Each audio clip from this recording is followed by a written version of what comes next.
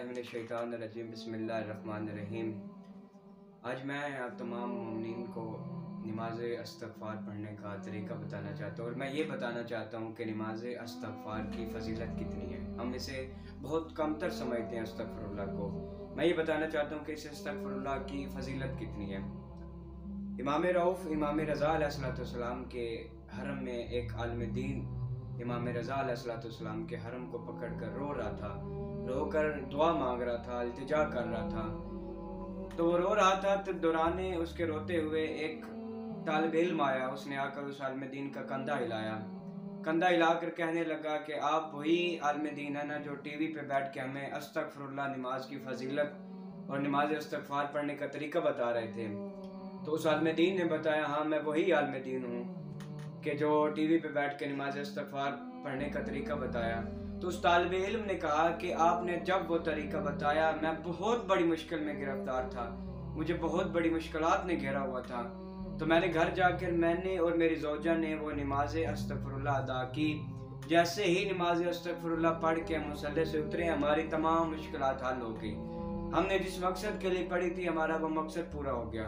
हम जिस हाजत के लिए पढ़ी थी वो हाजत हमारी पूरी हो गई। तो इसके बाद रसूल खुदा सल्लल्लाहु अलैहि वसल्लम के पास एक शख्स आया। उसने आकर रोने लगा, रोकर कहने लगा, या रसूलल्लाह मुझे बहुत सारी मुश्किलात ने घेर रखा है, या रसूलल्लाह मुझे रिज़्क़ में कमी है, या रसूलल्लाह मेरे घर में मुश्किलात हैं, या रसूलल्लाह मेरे लिए मुश्किलात हैं, मेरे लिए कोई ऐसा वसीला बताएं, कोई ऐसा रास्ता बताएं, कोई ऐसी नमाज बताएं, कोई ऐसी दुआ तालीम फरमाएं कि जिसको पढ़ने के बाद मेरी ये तमाम मुश्किलात ख़त्म हो जाएं, जिनको पढ़ने के बाद मैं तमाम मुश्किलात से निकल आऊँ। तो रसूल खुदा सल्लल्लाहु अलैहि वसल्लम ने उसको जो नमाज तालीम फरमाई, जो दुआ तालीम फरमाई, वो नमाज अस्तग़फ़िरुल्लाह है।